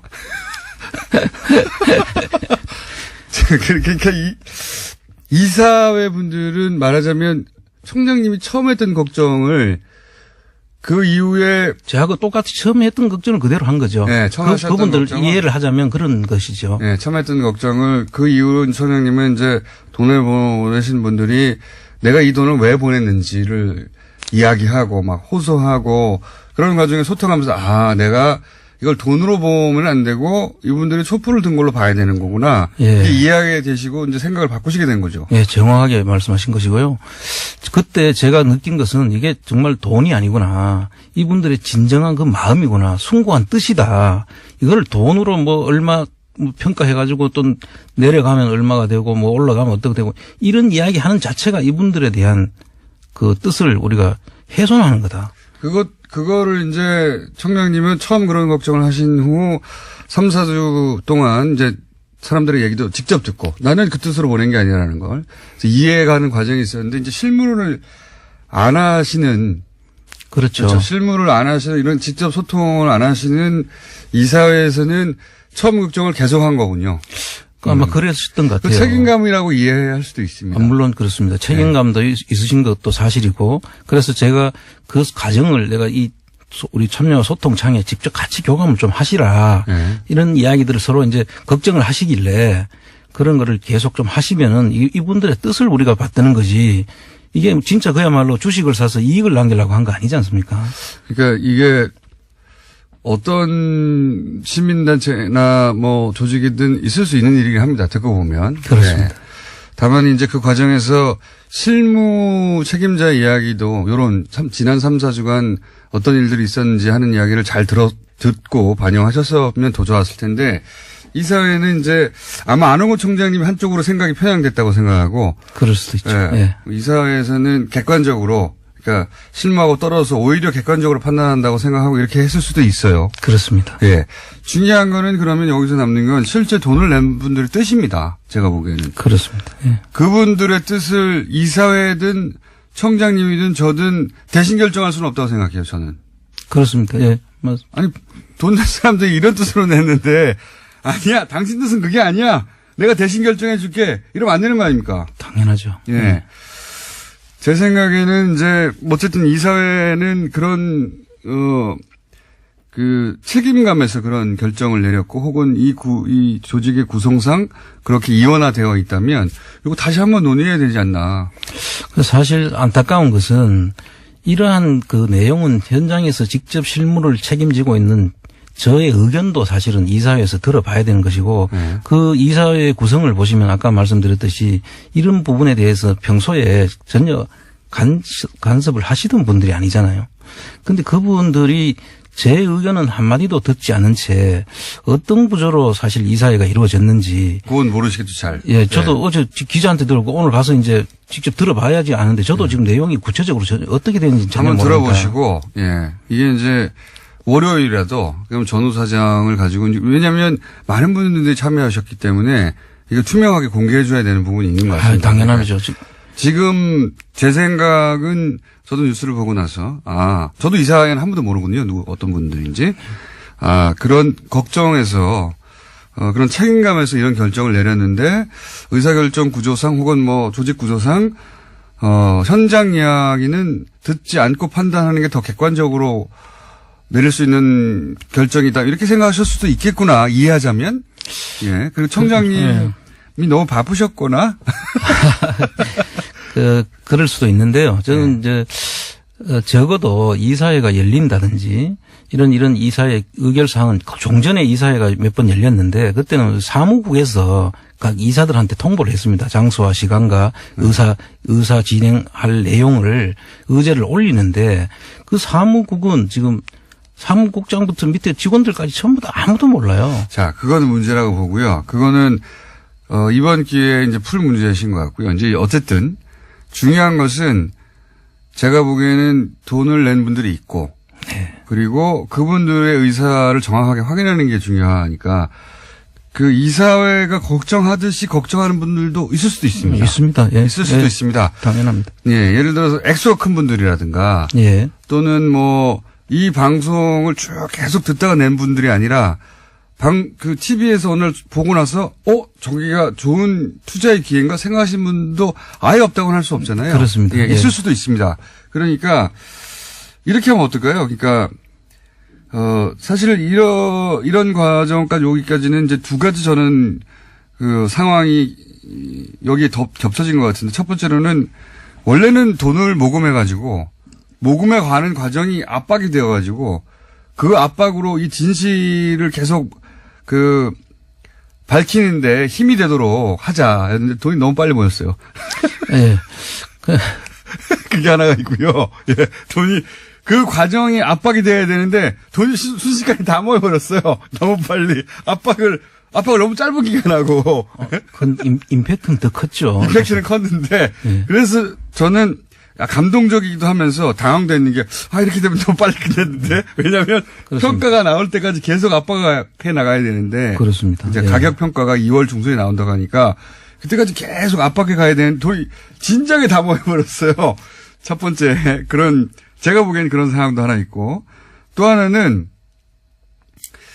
이게 이제 결국은 다스는 누구 겁니까? 예. 라는 질문을 하고 우리가 처음 이거 시작했을 때만 해도 검찰 수사가 시작이 안 됐기 때문에 그리고 다른 언론은 보도도 안 했잖아요. 그렇죠. 네. 그러니까 이 질문이 중요하다. 빨리 검찰은 수사해라. 언론들도 같이 또 보도해 주기 바란다. 이런 또 압박이었거든요. 이렇게 원하는 사람이 많다. 수사가 너무 빨리 되고 있어요. 수사가 다스는 누구 것이냐를 모금 과정과 주심 배입을 통해서 밝혀내고자 했는데 검찰이 더 빨리 답을 낼 수도 있는 상황. 예. 그 두 가지 상황이 새로 생긴 것도 있습니다. 예, 그것도 감안하셔야 되고. 근데 이제 그런 상황이 다 충족되더라도 어제 제가 한 2시까지 댓글을 봤거든요. 참여하신 분들을 보니까 그거와 관계없이 이분들은 뜻은 이게 지금 목적은 그거였지만 지금 상당히 더 진일보했는 것 같아요. 진일보해 있고. 원래 진화해 가죠. 예, 그래서 제가 이게 처음에 생각했던 우리 국민들이 아니더라고요. 정말 훌륭한 분들이라고요. 생각 자체가 저희들은 사실 따라가기도 바빠요. 이분들의 생각을. 우리는 잘 맞추어서 그냥 잘만 절차적인 그 부분만 밟아서 문제 없도록 그분들 뜻을 받으면 되는 거라고 저는 생각을 해요. 이게 굳이 뭐 우리가 앞으로 끌고 가는 게 일대로 아니다는 생각이 들더라고요. 너무 훌륭해요. 그러니까 이제 청장님은 이제 그 처음에는 걱정하셨지만 이제는 또 생각하시기를 그런 점이 없는 것은 아니나 그리고 그런 돈의 관점에서 보자면 우려가 없는 것은 아니나. 네. 아니나 이거는 이명박 전 대통령과 관련된 비리를 밝히고자 하는 그거를 촉구하는 시민들의 마음이 모인 거다. 그렇습니다. 네. 네. 그리고 검찰 수사 이후에도 틀림없이 이제 지루하게 이어질 법정 공방에서 사실은 이 시민들이 든든한 뒷배경이 돼야 되는 거 아닙니까? 네. 무슨 소리냐. 이거 계속 끝까지 밝혀내라. 그리고 설령 다스 경영이 어려워져서 주식이 가격이 아주 폭락하더라도 그런 가능성이 있다 하더라도 나는 끝까지 가겠다. 이런 분들이 현재는 많습니다. 보니까. 게시판 여론을 기준으로 보자면. 어제 이렇게 보도된 내용을 지금 보도밖에 못 봤으니까 지금 보도된 내용으로 지금 보면 아마 그 결의 이사회 회의 중에 이게 혹시 부도가 나서 휴지 쪽 하게 되면 어떡하냐. 그런 우려인데 사실 이 회사는 엄청 좋은 회사입니다. 이 회사가 총 자산이 9,200억이고 부채가 한 6,300억 정도밖에 안 되거든요. 그럼 순자산이 한 3,000억이 돼요. 이런 회사는 사실 없고요. 이런 회사가 망한다고 해서 그냥 그게 휴지 조각이 되는 게 절대 아니죠. 청산 절차를 밟고 또 개인 회생 절차를 밟다 보면은 더 좋은 사람한테 인수가 돼 가지고 더 훌륭한 회사로 발전할 수도 있고요. 그래서 이거는 우리가 단순하게 그냥 부도 나면은 휴지 조각 된다. 이런 그냥 아무것도 모르는 그런 생각으로 이거를 그냥 휴지 조각 된다. 그러니까 걱정이다. 이렇게 가지 갈 건 아니다. 보도는 짧게 나왔지만 뭐 아마 고민은 길었겠죠. 그렇겠죠. 예. 예. 그래서 제 생각에는 이렇게 했으면 어떨까 싶어요. 이사님 이사회하고도 얘기를 한번 해보시고 해보시고. 일단 들어봐야죠. 오늘 예. 제가 전 지금 직접 듣지를 못했어요. 사실. 왜냐하면은 언론 보도라는 게 이렇게 단축하고 압축해서 하기 때문에 네.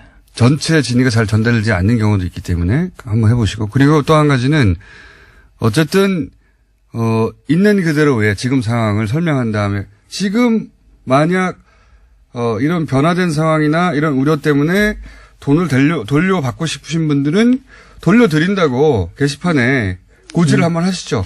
예, 그래서 지금 현재 상태에서는 일단 이런 결론이 이제 뭐 사실이라면 제가 이제 아직까지 직접 듣지는 못했지만 그게 사실이라면 그런 절차들을 밟아서 그러니까요. 분명하게 하고 또 제가 지금 당장은 어떤 얘기를 말씀드리기 어렵지만 조금 생각을 정리해서 한번 발표하는 기회를 가져야 되겠다. 그러니까 절차적 문제도 내부적으로 한번 얘기해 보시고. 그리고 뭐 거기에 따라서 제 거친 문제까지도 같이 고민을 좀 해야 될 것 같다는 그런 생각이 듭니다. 거친 문제라는 건 이사회를 장악하시겠다는 겁니까?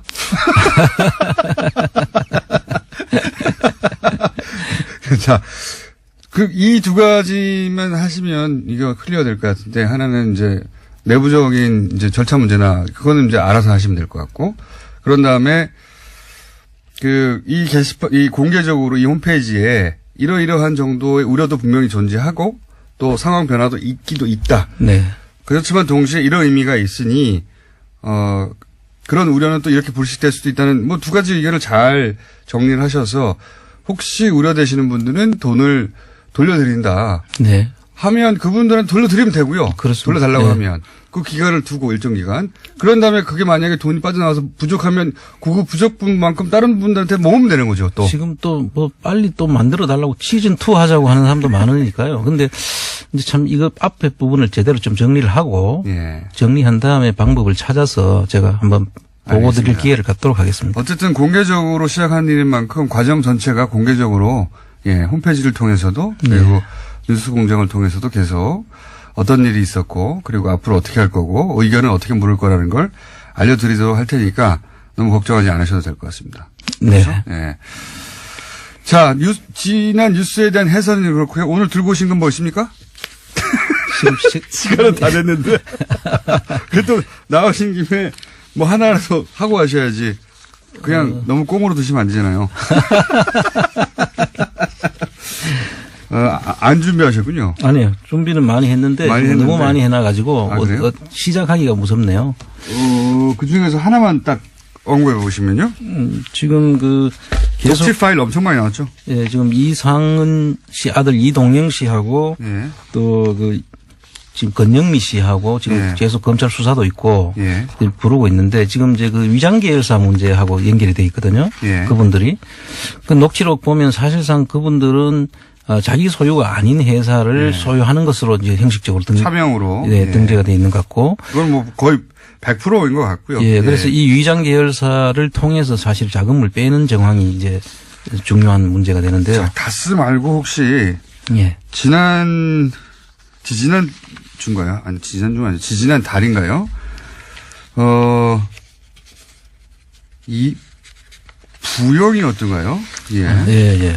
예. 이거는 이제 그 다스는 저희가 너무 많이 해가지고 오늘은 약간 제껴놓고.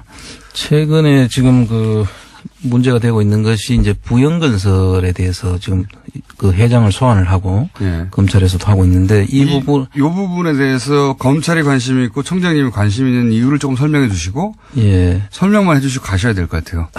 자세한 내용을 오늘 예. 못하고. 검찰에서 관심 갖는 건 아마 횡령하고 탈세 부분인 것 같고요. 예, 부영. 제가 보는 견지는 이 우리가 지금 최순실 박근혜 그 탄핵 사건 때 삼성으로부터 받은 돈이 300억이 채 안 되거든요. 예. 그 검찰이 밝힌 것은요. 그렇죠. 예. 예. 근데 300억이 채 안 되는 돈으로 우리 국민연금이 한 2,700억 손해를 봐가면서까지 예. 삼성 승계를 도와줬다는 지금 이야기지 않습니까? 그렇죠. 그래서 이해가 안 되는 부분이죠. 그렇죠. 그러면 그 다른 수지타산이 서로 안 맞잖아요. 안 맞죠. 예. 그 290억 정도 받으면서 한 2,700억 국가 재산을 손해를 보이면서까지 그렇게 도와줘야 될 이유는 없다고 보고. 만약에 그 정도 돈이 쓰였으면 당신들도 그 정도 돈을 써야지 이렇게 나오는 게 당연한 거 아닙니까? 그렇죠. 그리고 이제 부영건설이 주택도시기금이라든지 뭐 네. 주택보증보험이라든지 그런 부분에서 특혜를 받았다는 그런 내용들이 있고요. 또 거기다가 그 15년, 16년에 건물을 알짜배기 건물들을 한 6개를 사들입니다. 부영이요. 예. 예. 거기 삼성생명 건물이 들어가 있고요. 예. 삼성화재 본관이 들어가 있고 예.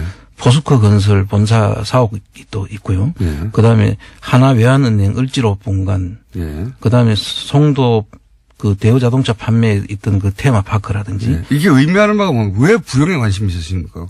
그게 총장님은. 지금 오늘 다 소개를 할 수 없는데 그러니까 맛배기만 보여주시고 예. 지금 기대감을 투비 컨티뉴로. 그래서 이게 제가 볼 때는 한 3조에 가까운 정도의 돈을 갑자기 부동산을 예. 사들이는데 부영이. 예, 부영이 사들이는데 이게 그냥 사들일 수가 없다. 예. 그리고 또 다른 혜택까지 받았는데 그 산 내용을 쭉 보면 예. 제가 볼 땐 상식적인 거래가 아니거든요. 돈을 다 주고 사는 것이 아니라 일부 주고 나중에 벌어서 갚으라는 거예요. 예. 그러면 팔 이유가 없는데, 그죠? 그렇죠. 예. 그렇다는 얘기는 그 뒤에 뭐가 있는 겁니까, 도대체? 그건 조금 더 다음 시간에 설명을 하죠. 여기에 혹시 박근혜 전 대통령 혹은 최순실 혹은 이명박 전 대통령 이런 배경을 의심할 만한 정황이 있다고 보시고 지금. 예, 좀 그중에서 이제 확실한 증거가 하나 있는 것은 포스코 건설 사업 판매에 있어서는 이명박 정부와 최순실 박근혜 그 사이에 공통 합집합이 있어요. 아. 그 속에 두 개가 다 녹아 있다는 거죠. 아하. 그래서 이 부분은 나중에 한번 다시 제가 좀 구체적으로 한번 설명을 그러니까 이명박 전 대통령과 박근혜 전 대통령 혹은 최순실과의 교집합이 있는. 그렇습니다. 혹은 합집합이 있는. 하여튼 교집합인지 합집합인지 모르겠지만. 사실 포스코는 이명박 정권과 최순실 정권이 특징이 있거든요. 포스코는 알짜배기 부실 회사를 이명박 정부 때는 돈을 비싸게 주고 이제 청장님 말 시작하시면 길어집니다. 이제 시간 이제 다 됐어요. 어쨌든 네. 앞으로 얘기할 부분은 이명박 전 대통령과 박근혜 전 대통령 가로치고 최순실이라고 해야 되죠. 이해관계가 교집합으로 부딪히는 사건들이 있다. 그렇습니다. 그 사건들을 앞으로 좀 해보겠다. 그리고 요 지금 이사회 관련 문제 다스 주식을 산다 안 산다 하는 문제는 아마도 주말 정도는 정리를 해서 다음 주 월요일이나 화요일 날 다시 한번 보고하실 수 있을 것 같아요. 그죠? 빨리 네. 정리되면 한번 예, 다음 주 금요일까지 기다리지 말고 다음 주 월요일이나 화요일 날 일단 실상 파악이 먼저니까요. 제가 오늘 한번 실상 파악부터 하고 정리해야 될 것 같습니다. 안항모 청장님이었습니다. 감사합니다. 네, 감사합니다. 이 플란다스계 관련해서는 문자가 엄청 많이 오네요. 예. 돈 벌려고 했으면 비트코인 넣지 누가 플란다스에 넣냐? 예. 맞는 말씀이죠. 예. 정말 손해보기 싫은 사람이 있다면 반환해 주세요. 내고 싶어도 못 냈던 사람 많아요. 예. 그것도 그렇고요. 그것도 사실입니다. 예. 피 같은 돈 1다스를 투자한 가난한 영국 배우입니다. 돈 돌려받고 싶지 않아요. 왜 그러십니까? 기분이 나쁘신 것 같아요. 예. 아마도 이런 반응들은 나는 운동을 하려고 한 건데 왜 돈을 벌려고 한 것처럼 구냐고 그런 반응인 것 같습니다. 아무래도 이 사회는 그 점을 책임감에서 그렇겠지만 그 점을 놓친 것 같습니다. 아무래도 자 민원연 고정시켜주세요. 민원연 직원들이 보냈나요? 너무 담백하고 직접적으로 고정시켜주세요. 민원연 코너 신설 시급하다는 말씀도 많이 있습니다. 네. 버스를 탔는데 뉴스공장이 나왔어요. 환승을 했는데 또 뉴스공장이 나왔어요. 아침 버스들이 뉴스공장으로 대동단결하고 있습니다. 그렇습니다. 그럴 수밖에 없어요. 왜? 제일 재밌으니까. 아하하. 자, 모든 버스들과 모든 택시들이 다 뉴스공장으로 대동단결 하는 날이 머지 않았다. 예. 얼마 안 있으면 또 이제 청취율 조사가 나오겠군요. 예. 이번에는 꼭 전체 일을 해야 할 텐데. 사실은 지난 결과 발표 나고는 아직도 하와이를 못 가고 있네요, 저희가? 생각해보니까. 예. 다음엔 하와이가 아니라, 뉴욕으로 올려가지고. 여기까지 하겠습니다. 황교익 선생님 나오셨습니다. 안녕하십니까? 안녕하세요. 황교익입니다. 요 플란다스기 아시죠? 네. 네. 뭐 어떻게 생각하십니까? 이런 논란에 대해서는. 돈 걱정하지 말라고 그러는데. 그러니까. 돈을 안 받겠다고. 그분들이 뭐 돈을 벌기 위해서. 네. 뭐 비트코인 뭐 투자하는 것도 아니고. 이분들 기분이 나쁜 것 같아요. 그렇죠. 나도 돈 벌기 위해서 하는 일은 따로 있어. 그렇죠. 니들이 왜 내 돈 걱정을 해? 나는 운동한다고 냈는데. 이런 거거든요. 예. 네, 그렇죠. 그 마음이 중요한데 그 마음을 이 사회에서 잘 읽지를 아직 못 하시고 계신 것 같아요. 그건 아마 실무를 하면서 이렇게 게시판과 전화와 이메일을 계속 접하다 보면 돈을 받는 사람들은 남의 돈이 너무 액수가 크니까 걱정할 수 있어요. 맞습니다. 이거 진짜 너무 큰데 내가 이거 책임져야 되는데 이제 어깨가 무겁거든요. 그래서 거기에 이제 방점을 두고 생각을 계속 하다 보면 그렇게 할 수 있어요. 그럴 수 있습니다. 예. 이 사회분들도 마음은 이해가 돼요. 아, 걱정되잖아요. 이거 네. 돈, 그렇죠. 많은 돈 낸 사람들의 마음이 제일 중요한 건데 그분들의 이야기를 계속 듣는 분들은 이제 알게 되거든요. 아, 내가 잘못 생각했구나. 네. 돈이 아니라. 이걸 돈으로 보면 안 되는 거구나. 돈이 문제가 아니라 네. 마음이 문제죠. 그러니까요. 아니, 내 돈을 왜 니들이 걱정해 하고 막 화를 내는 거예요. 내가 그 마음이 아니야, 이 사람들아. 그 세상에 그런 일이 잘 없잖아요. 잘 없으니까요. 그것도 네. 이해갑니다. 그렇죠. 그런 경우가 어딨어요. 돈 막 내놓고 그거 돈을 돌려줄 생각을 하지 말고 신경 쓰지 말고. 범인을 잡으란 말이야. 이거거든요. 지금 그렇죠. 일종의 체포영장을 넣은 거예요. 별난 일이 지금 벌어지고 있으니까 그럴 거라고 생각합니다. 자, 음식 얘기는 그러면 네. 여기서 마치고. 오늘 미역국 이야기 하려고 그래요. 미역국이요? 아, 저는 요새 미역국 자주 먹어요. 그래요? 제가 고기 위에 유일하게 자주 먹는 게 미역국입니다. 그것도 고기 들어간 미역국? 이건 어릴 때 먹어서 그런 건지. 미역국은 거기 고기가 있든 고기가 없든 국물을 안 마시고 미역만 씹어 먹어요. 건져가지고.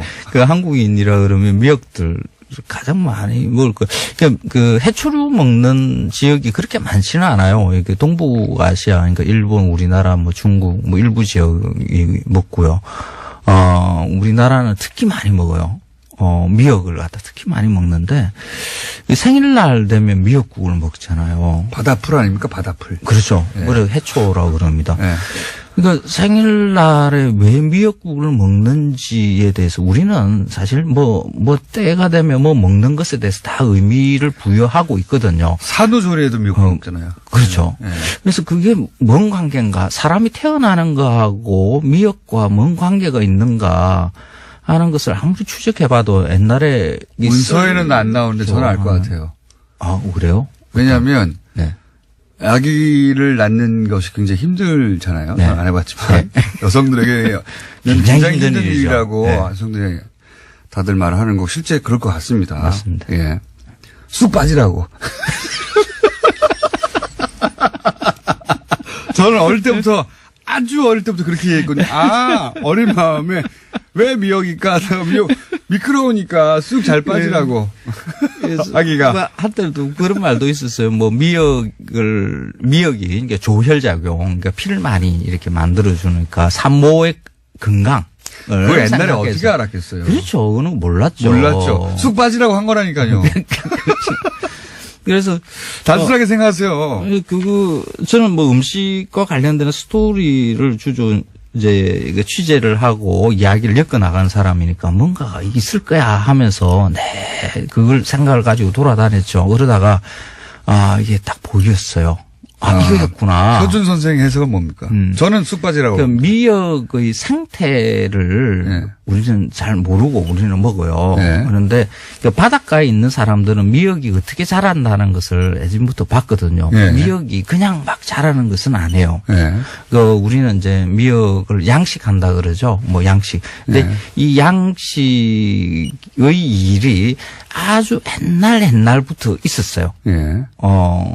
그 미역을 바위에 붙이는 일을 해야 되는데. 저도 그게 어릴 때 굉장히 바닷가에 힘들어요. 자랐기 때문에 네. 바닷가에 붙어 있는 미역을 많이 봤습니다. 그렇죠. 어릴 때. 예. 네. 근데 그게 그냥 자연에서 나오는 양은 그렇게 많지가 않습니다. 네. 이게 관리를 해야 되거든요. 예. 그 미역의 귀라 그러죠. 이렇게 그 밑에 줄기 끝 뿌리 쪽으로 내려오다 보면 이렇게 쭈글쭈글하게 이렇게 예. 생긴 부분이 있습니다. 예. 되게 미끌미끌하죠, 그리고. 예. 근데 그 미역 귀가 미역 전체의 몸에서 생식기라고 보면 됩니다. 이제 여기서 이제 유주자라고 하는 그 난자와 정자가 이렇게 박하고 풀이 이렇게. 아니네요. 그렇습니다. 풀도 사실 다 있고, 뭐 꽃이 있고 다 그렇잖아요. 그렇지만 난자와 정자라고 부르진 않잖아요. 그래서 그러니까 그렇게 이렇게 잘 모르시는 분은 펴지면 스스로 넘어가시려고 그러나요? 시간이 별로 없으니까. 그러면 그 네. 바다 속에서 이 난자와 전자가 막 떠다니다가 이제 결합을 해서 배우체 상태가 되고 그게 일정 기간이 지나면 이렇게 바위에 붙어요. 그렇게 표현하시면 이게 동물인데. 예. 식물도 다 암술, 수술 다 있어요. 식물과 동물을 그 우리는 난자 정자가 표현하시니까 그러니까. 그렇습니까? 네. 그냥 암술 그 수술을 생물 용어라고 이렇게 알겠습니다. 보시면 됩니다. 그게 떠다니다가 이게 바위에 붙는 그 계절이 10월 말 11월 초 이쯤이에요. 예. 그런데 근데 그냥 자연 상태에서 두면 이 미역을 뭐 여기저기 이렇게 붙기 때문에 그 어민들이 채취하기가 힘들겠죠. 네. 그래서 바위를 하나를 깨끗이 씻어요. 예. 잘 붙으라고. 잡초니 뭐 네. 따개비니 구리니 홍합이니 하는 이런 것을 갖다가 막 긁어내면서 깨끗하게 씻습니다. 잘 붙으라고. 예, 이제. 바위 씻기라 그러는데 네. 이 바위 씻기를 할 철이 되면 찬바람이 탱탱 불기 시작하고 파도가 거칠어지기 시작해요. 네. 그 바위 미역이 붙는 그 바위들은 그 물이 들어올 때는 바다 속에 잠기고 나갈 때 이렇게 노출되고 하는 데거든요. 그래서 막 파도에 막 휩쓸리고 이러면서 바위를 막 씻는 거예요. 네. 그 바위를 씻어야만이 미역이 많이 붙고 그때부터 미역이 조금씩 이렇게 올라오기 시작해요. 네. 그러니까 그 미역이라는 게 그냥 자연에 있는 것이 아니라 사람이 바위를 깨끗하게 하고 그것을 들여서. 붙이고 네. 그것이 자라는 모습을 갖다 다 관찰하고 하는 이 과정 안에 어민들의 미역을 채취하는 거거든요. 근데 출산하고 그냥 만드는 탄생이죠. 그러니까 과도한 의미 부여를 지금 제가 하는 미역의 생태에 관한 설명들은 예. 지금 그냥 쑥빠지라고 하는 거라니까 단순하게 생각하세요. 과학이 발달하면서 이제 그렇게 이야기를 하는 것인데 예. 그 옛날에 그런 그 생물학적 지식이 없는 상태에서는 그게 굉장히 신비로운 일이었겠죠. 그냥 바위를 깨끗이 씻어 놓기만 했는데 네. 거기에서 미역이 돋아서 이렇게 올라온다는 일 그 자체가 생명의 신비로움을 이렇게 머릿속에 집어넣기 앞으로 난자 정자가 아니라 하는 거죠. 포자라고 하셔야 될 것 같아요. 생각해 보니까. 그런 거죠. 그러니까 우리 인간의 생명이라는 것도 그렇잖아요. 하여튼 아무것도 없는 상태에서 거기서 바위에서 생명이 탄생하는 걸 보면서 아, 이것이 인간이 생명을 탄생시키는 그렇죠. 그 연상이 되면서 아, 이걸 먹으면 그렇죠. 그 임산부한테 좋을 것이다. 그래서 그러니까 이 미역은 그 생일날에 이렇게 먹지만 그 이전에 이제 우리 풍습에 보면 이제 아기를 낳을 무렵 되면 그러니까요. 장미역이라고 해서 꺾지 않은 길다란 미역을 산후뿐만 아니라 아기 낳기 전에도 먹거든요. 그렇죠. 그걸 삼신할미삭이라고 해서 상을 하나 마련을 하고 그 그것이 위에 바로- 미역을 올려둡니다. 그것이 바로 쑥 나라고 하는 겁니다. 아, 미역이 그렇지 않고. 미끌미끌하기 때문에 그 너무 장미역을- 복잡하게 생각하지 마세요. 올려놓고 다음에 산모가 먹고 하는 일이 이제 그게 생일날에 그렇죠. 생일날은 엄마가 아기가 먹었다. 먹는 것으로 이렇게 이게 연결이 되는 그렇죠. 거죠. 생일날에 먹는 건 당연히 엄마가 너 낳을 때 먹었다로 연결돼가지고 계속 먹는 건데 그 산모는 보통- 왜 먹이냐? 그러니까 쑥. 보통 이제 사람은 태어난다라고 생각하지만은 태어나는 것은 사실 그 피동적인 거고 그 엄마가 아기를 낳는 거거든요. 그 한교회- 낳는 것에 대한 교수님, 한교회 고통스러움과 선생님이었습니다. 미역 바위 씻기가